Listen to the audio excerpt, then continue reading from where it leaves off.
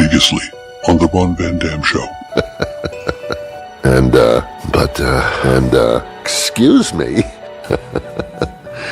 And if I'm having a shitty day, I'll make sure you do as well. No urine test, nothing. They're getting into something they have no idea, contorted into a donut. And now, today's episode of the Ron Van Dam Show. On the air everywhere, this is New England Broadcasting. Welcome to the Ron Van Dam Show. Hold on tight, things can get a bit weird, if you like that sort of thing. Okay. Whatever.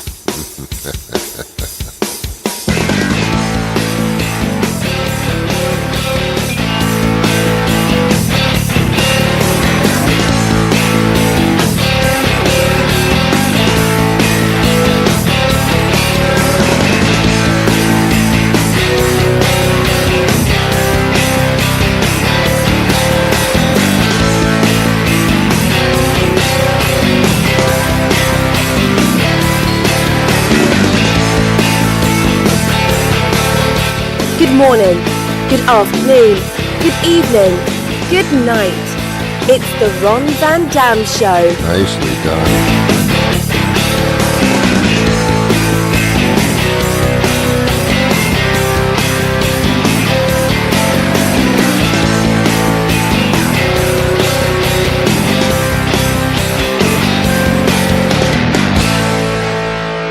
Sit back, relax, grab a cup of coffee, a cup of tea, whatever your liquid libation may be in the morning, and join us as we take a look at the world around us. As much as it's a pleasure to be with you, the pleasure is actually all yours. And now, here's your host, Ron Van Dam. Thank you very much, Julie.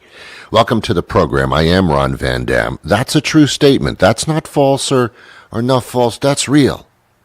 That's real. It's not fake news. That's my name. I want to change my name so much, but it's such a hassle. It's not going through the bureaucracy of changing your name. It's just remembering what you changed your name to. It's embarrassing. Hey, what's your name? Oh, damn it, I can't remember. Doesn't work out very well. Anyway, welcome to the program. My name is... Damn it! Anyway. Yesterday on the show, I was talking about people that say horrible phrases. I went to a local supermarket, and the checkout girl there, she was a girl, so I can say that, at the cash register, said paper, plastic. I said plastic, and she put the stuff in the plastic bag and gave me the receipt, and I said thank you, because I'm a polite son of a bitch. And instead of her saying, "You're welcome," which is the proper response that I was taught in school, she responded by saying, "No problem." And I went on about that because it bothers me so much. Yeah, I know. It's not a big deal, but I'm trying to do a radio show and trying to get some content here, so go along with me. It's not the biggest problem in the world. If you're sitting in the middle of a hurricane right now, this wouldn't be your biggest concern. Can you believe it? My house is blown down. That doesn't bother me. It's that someone said to me, "No problem." I can't believe it. So I was talking to this friend, and his friend said to me, he said, "Ron, yeah, that bothers me, no problem. But here's a phrase that bothers me even more. And that phrase is, no worries." And yes, that is even worse. You're right. People do say no worries when you say thank you to them. That's totally disconnected. That is really, that's where you actually want to slap people. But I have learned that you're not allowed to do that. You can't go around slapping people because they say stupid things. Oh, the luxury if you could. Even if it was just a mild misdemeanor. In other words, you slap somebody who said something really stupid in order to wake them up and see this is what happens when you say stupid stuff on purpose. And then the cops come and they say, well, it's not an arrestable offense. That'll be $10. Okay, that was worth $10. Look, I don't have a lot of money, But if I'm able to slap somebody in the face because they said something stupid, $10 is a good deal.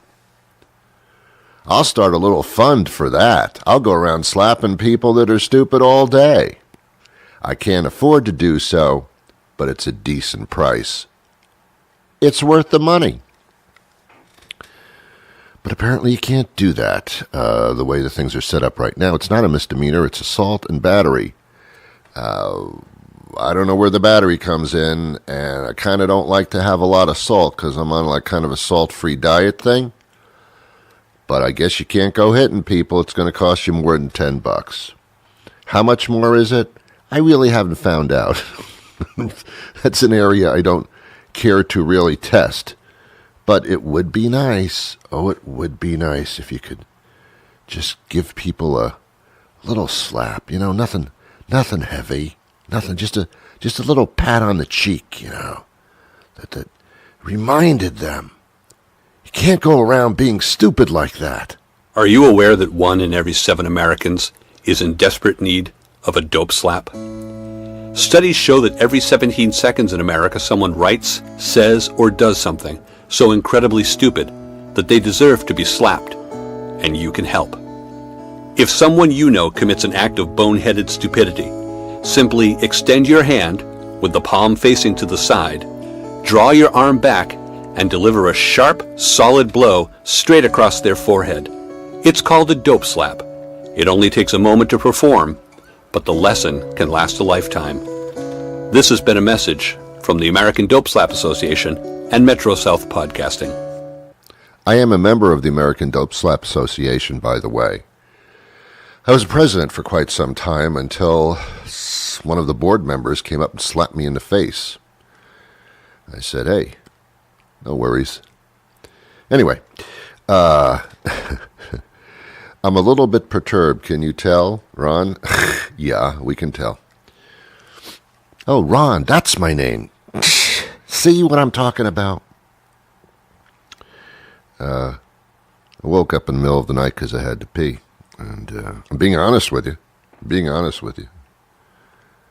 And I couldn't go back to sleep, which frequently happens when I get up in the middle of the night to pee.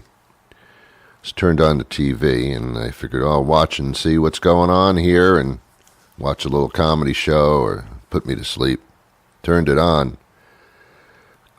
My cable wasn't working. I have Comcast Xfinity. I don't know which one it is. Xfinity is a name they made up. Doesn't exist. There's no such thing as an Xfinity. It's Comcast. But I don't know what they want to call themselves. They don't know their name. They're Comcast. There's a Comcast center. There's an Xfinity center. It's the same company. It's the same place. What are you doing? You've got an identification complex going on here. So I call them up at 2 o'clock in the morning, figuring, all right, they'll send me a refresh boost signal to my cable box and I'll be good to go. Well, it wasn't that simple. Here's a funny story.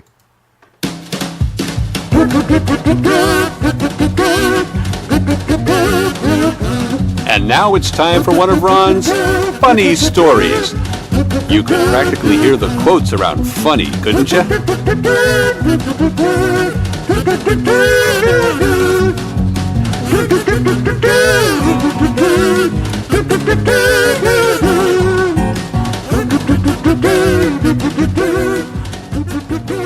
Well, I wasn't so joyous at 2 o'clock in the morning. Everything that you do at 2 o'clock in the morning is done kind of half-heartedly. Your eyes aren't entirely open. You can walk into walls. You're not really thinking straight. It's a very odd existence at 2 o'clock in the morning when you're half asleep and you can't go back to sleep because you had to get up to pee. It's a whole thing. I think all of us have been there. So you're fumbling around. You don't want to turn any lights on because that would totally ruin everything. So everything's like dim or no lights. But yet I was determined to not go back to sleep until, well, I was going to go back to sleep anyway, not to go back to sleep until I had resolved this cable TV problem. Because damn it, I pay for cable TV, and for me not to have it is blasphemy. I'm paying for something that they're not giving me here, and I will not tolerate that. I will not tolerate that. Worries. So I called them up, 1-800-COMCAST. I cannot forget that. I've dialed it many times. It's a pretty clever little phone number. All right, a guy picks up the phone on the other end and says, Comcast Xfinity, how may I help you? And then I had to go through a whole identification process, like I was traveling to a foreign world or something, and they had to check my luggage. I mean, man, my cable is out. Well, can I have the last 4 digits of your Social Security number? Why? You're going to start making purchases on Amazon in my name? What are you doing? Why? No, this is to make sure it's you. Hey, let me tell you something. It's me. I can't imagine somebody stealing my identity and then calling up and complaining that they're not getting cable service. I mean, it doesn't work like that. Anyway, so this guy had an accent. So I thought, okay, he's from New Jersey. I have no idea. Yeah, a little bit of an accent. So he's trying to send me a refresh boot signal to my cable box, and it's just taking forever. So in my mind, and probably in his, we're thinking, this is not going to be working here. This guy ain't going to have cable. So we're talking, and he says to me, do you live in an area where that Hurricane Florence is hitting? And I said, no, I don't. I said, where are you? Are you in that area? He said, no, I'm in the Philippines. What? You're in the Philippines? I said, what time of day is it in the Philippines? And he said, 2:00. I said, how's that possible? It's 2:00 here. It's 2:00 there. 2:00 in the morning here. It's 2:00 in the morning there, and you're halfway around the world? He says, no, it's 2:00 in the afternoon. I said, you are far away. You're in another galaxy, basically. I said, well, at least you're not going to be getting this hurricane in the Philippines. And he said, that's not true, Ron. He says, we are under a typhoon warning. There's a typhoon that is going to hit here in about 12 or 18 hours, and there are evacuations. Well, in my head, I wanted to say, well, what the hell you doing on the phone talking to me? Pack your bags and go somewhere, man. But I didn't say that because, to be honest with you, I didn't really care at that point. I wanted my cable service back, whether it's a typhoon heading for his island or not. Seemed like a nice guy. He was not able to help me. As I'm doing this show right now, I still have no cable service. The most immediate appointment they could give me is 4 days from now. I said, I'll take this up with the Comcast people in the morning, because that's not acceptable. Whatever you call yourself, Xfinity, Comcast, whatever. But I didn't yell at the guy. He's in the freaking Philippines. He's about to be engorged by a typhoon. I have a little bit of a heart, not much. I will guarantee I don't have that much of one. I hung up the phone. I figured, okay, I'm not going back to sleep. Whatever. My immediate thought at that point was, well, wait a minute now. Comcast Xfinity, that's a big company. Why do they have somebody in the Philippines answering the phone at 2:00 in the morning? Obviously, it's because it's 2:00 in the afternoon there, and that's working time. Could Comcast Xfinity, a huge company, I believe it's the biggest cable company in the United States, I'm quite certain it is. They can't find a number of people to work through the night in Biloxi, Mississippi. I mean, you can't find people in the United States who would like to have that job. Granted, 2:00 in the morning, not a lot of people are going to want it, but there'll be enough. You can't employ people in the United States. Now, I like people in the Philippines, but maybe there are companies in the Philippines that can employ their own people. Why is Comcast going out of their way to have my phone call connected to the Philippines to help me out because I don't have any cable. It didn't make sense to me. I love all cultures. I love countries other than this one as well. It's not an issue. It's not an issue of that. It's an issue of why would an American company farm out this job to the Philippines? I don't get it. I don't get it. I don't really, on one hand, I don't care. On the other hand, I'm very inquisitive as to why this is occurring. Can they not find smart enough people to tell somebody on the phone like me to, because here was the resolve. Here was the resolve that the guy in the Philippines, nice guy, I don't know his name, I didn't ask. His resolve was, Ron, what I want you to do is go to your cable box. I said, okay, all right. This is like Mission Impossible. Okay, what should I do next? Cut the blue wire and the green wire, but not at the same time, otherwise it'll explode. It wasn't that at all. He says, go to your cable box, Ron, and unplug it from the wall.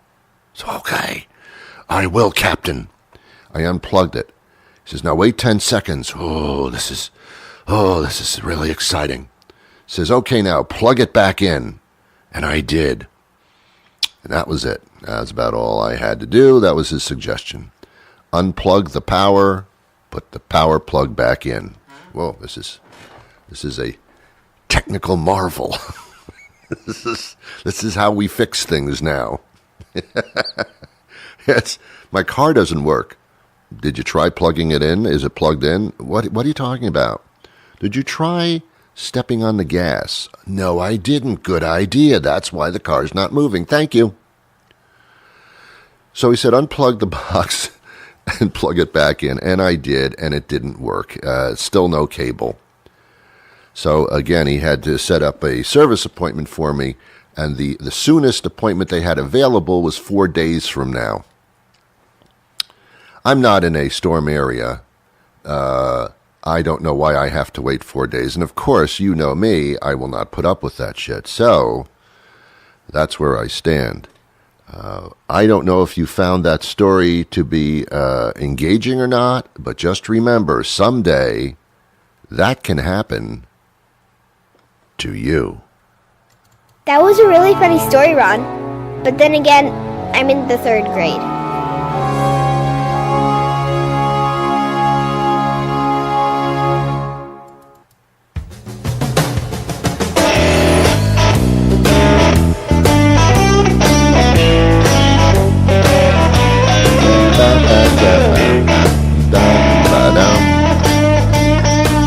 This is music by Jason Shaw. He wrote the opening theme to the program. Very talented man. Happy to have him with us. Jason Shaw, ladies and gentlemen.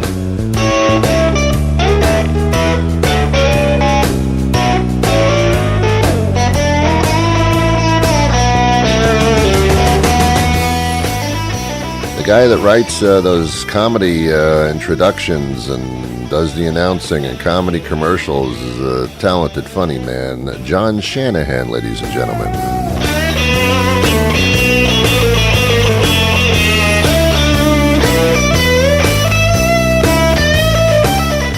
The British young lady who also books some of our harder-to-get guests on this program, that's Nicole Reed, ladies and gentlemen.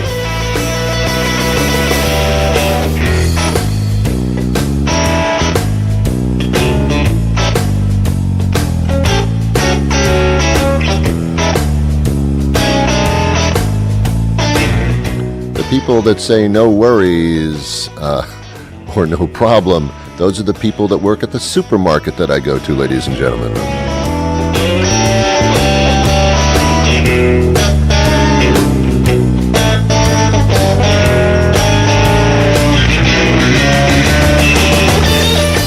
I do this show every single freaking weekday, unless it's a holiday like Thanksgiving or Christmas, then I don't. So, the idea of this show is you can listen to it at any time. At no point in your life would you say, oh, damn it, I missed the show today. Probably because you don't care, but if you did, you would never have to say that because this show is always there. As a matter of fact, on NewEnglandBroadcasting.com and on the Podbean network, you can listen to over 1,000 of these shows because they're all saved for posterior. Anytime you want to binge listen, you got like over 1,000 shows to listen to. Get started. You can also hear us on Spotify and SoundCloud and iTunes and TuneIn Radio, the Amazon Alexa thing, and every single show is posted immediately to YouTube on our YouTube channel. So, I mean, seriously, come on.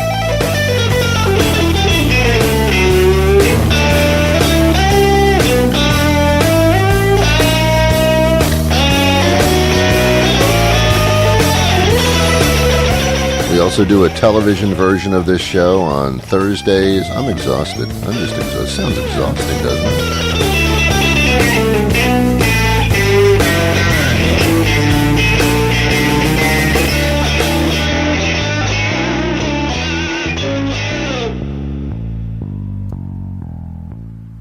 Very nice. Very, very nice.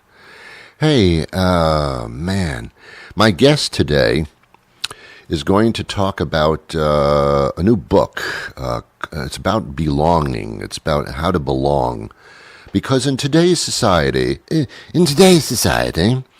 we all are so polarized.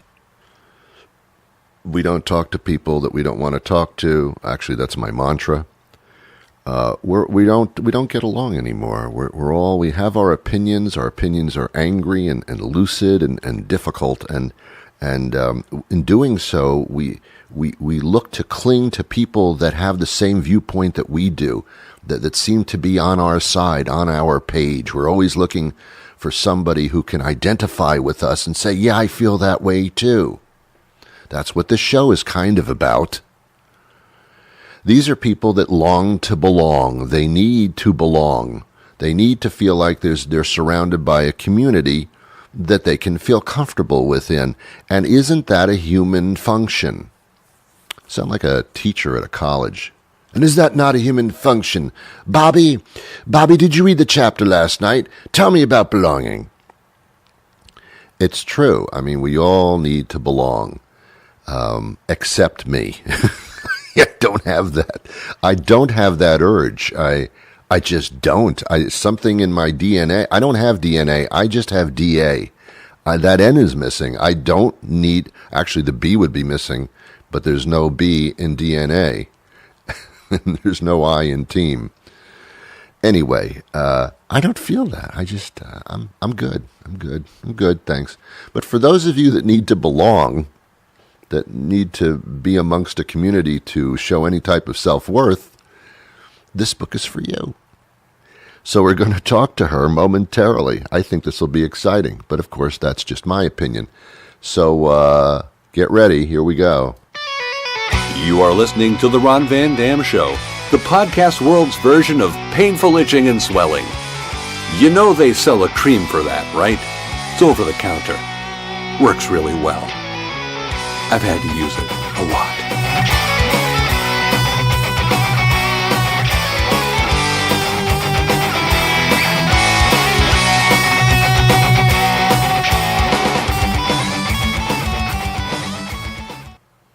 Hi, Radha. Hi, Ron. How are you? Great. Radha Argawal joins us. She is an author of the book Belong, Find Your People, Create Community, and Live a More Connected Life. She's the Daybreaker co-founder and CEO. We're talking about, how long ago did you write this book? Because it is so topical, it's absolutely amazing. Thank you so much. I wrote this book because it answers the question, how the heck do I find my people? Yeah. Think about it. There's so many moments in life where we're going to school, we're moving to a new city, we're starting a new job, we're getting married, then getting divorced and retiring, where we don't know where to start in finding our community. And now with social media, we're even more confused. Here's a crazy stat for you. 1 in 4 Americans have 0 friends to confide in, and this number has tripled in the last 30 years. So we're more lonely or more isolated. Yeah. We don't know where to start. And Yeah. so I wrote this book because I wanted to give you a practical guide to finding your real friends and building your dream community. This book will hold your hand through these moments in life where you're feeling lost and alone. And I really believe that if every single human felt that deep exhale of, I'm home, I belong, I found my people, that we would stitch the entire world back together. Yeah, but I think that in order to do that, you're going to have to dismiss the importance of superficial social media relationships, because I think that's what's taken us away from this, where we have no depth in our relationships anymore.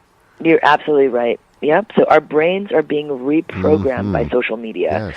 right? So think about it. The app developers, the back-end sort of web Wizard of Oz darkness folks Yeah. are creating these apps that are like slot machines in Yes. Vegas. And so Yes. the ding on your phone is actually addicting. It's a dopamine rush that your brain emits. So they have figured out exactly how to make us addicted to our phones so that we are more focused on the likes and followers, the rush of the ding of someone like my photo, than real life interactions. And so it's up to us, in the same way that we don't gamble, in the same way that we don't eat fast food anymore, the same way that we're really learning how to create boundaries for ourselves around the subversive world of food and entertainment, to really realize the dangers of what's happening with our phone and what we're being tricked into doing. And so if we get that awareness, if we can spread that message out that, boy, is this addicting,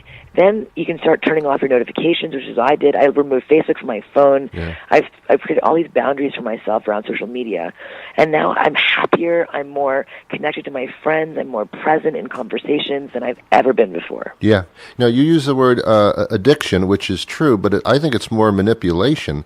And our You're absolutely right. our acceptance. Manipulation turned into addiction Yes, for the users. very much so. And I mean, I know this isn't a political book, and I don't know, again, when you actually wrote this, but now I wrote this. It just came out today. Okay, Yeah. so this kind of encompasses even what at least the American mind is at, of not having any foundation, having no solid footing. And when you have no solid footing, people can swipe you off your feet. That's it. And I mean, that's really why anxiety and depression are on the Yeah. rise, where the opioid epidemic is a huge epidemic in this country. We are the root cause of all of our suffering, why we turn to drugs and alcohol, why we turn to sort of opioids, is because we don't feel a sense of belonging, right? We are lonely and isolated. And so this is why, if we got to know our neighbor, if we took the time to get to know the barista at the coffee shop's name, right? If we took the time to had the courage, because this is what it's about, right? It takes courage and vulnerability to put yourself out there and say, hey, will you be my friend? And sometimes you don't know where to start, so that's why I wrote the book. The book gives you real simple tools, will hold you by the hand, and it starts with you. It starts with a deep knowing of who you are first. So the book takes you first on a journey of self-exploration of who are you, what do you want, what do you care about, what are the qualities that you're looking for in a friend. Think about it. We spend so much of our lives focused on our professional careers and looking for love and romance that we don't take time to do the most important thing, which is finding our friends first. When I turned 30, I didn't belong. And then, I realized, oh my gosh, I've been focusing all my attention in my 20s to love and going to bars and getting drunk. And now in my 30s, I reprioritized the community, and it changed my life. Getting back to basics and the simple emotions of humanity is I think what you're talking about here. And I guess if you seek it out, you'll find other people that are on the same page as you are. That's absolutely right. Every single person is looking for someone to connect with and meaningfully. But again, it starts with us. We have to radiate sort of a version of ourselves that is positive, right? When we walk into a room, are we bringing it up? Are we bringing it down? It starts with the self-awareness of how are we showing up? Are we negatively talking about people? Are we positively talking about people? How are we canceling on our friends? Are we choosing work over them? How are we showing up? And that really, for me, was that aha moment of like, wow, I've really been focused on what other people want of me instead of what I actually wanted. So, Yeah, and it kind of enters, and I think you're into this too. It kind of enters into that positive and negative reaction, where if you emote positivity, you'll get it back. If you emote negativity, you'll get nothing back. It's that same kind of you are what you attract. That's exactly right. That's exactly right. It's energy is such a big part of making friends. People want to be around people who emit positive energy, and I have a whole chapter in my book on how to reset and refresh your energy, and simple tips and tools for when you're feeling negative. Here's what you can do to reset and refresh your energy and get you in a positive mindset again.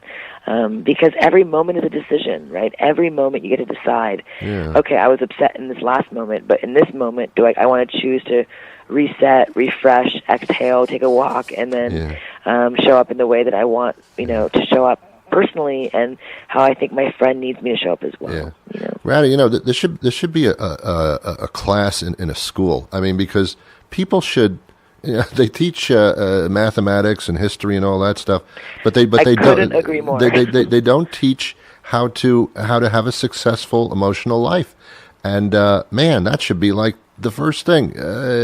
Professor, I'll call you professor at this point.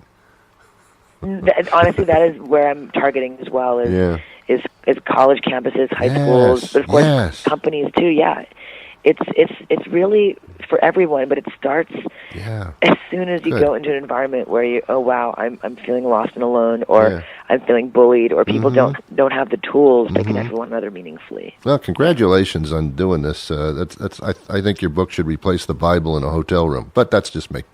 Oh my gosh, thank you. I think so too. I think it's such an important topic, and that's why I'm here, sharing about it as far and wide as possible. Good. So.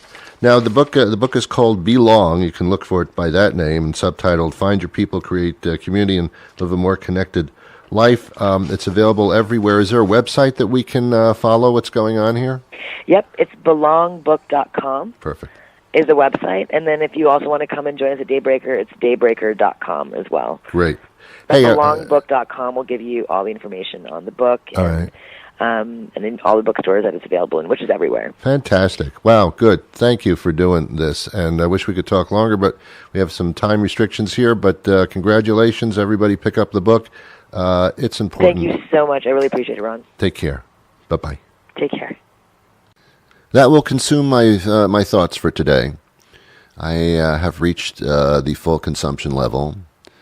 And I'll be back again the next weekday that rolls around, and we'll do this again. I'll just have different words and different topics and different guests and things like that. But otherwise, the opening theme and the closing theme will be the same. I hope your life is as exciting as my life potentially could be, but yet never reaches its full extent. And that's what keeps me going. I keep the bar really low. That is the secret to life, ladies and gentlemen. For your measure of success. Make the bar really low. And that way, everything will be achieved whether you want to or not, because you can't help but trip over the bar. I like that. Yeah. I compare life to setting the bar low. It's just, it's not so bad. Not so bad. Try it yourself. All right. It's about time for me to leave. I am going to get dressed now and pursue my life. What is left of it, so why don't you do the same? Until next time, I wish you peace.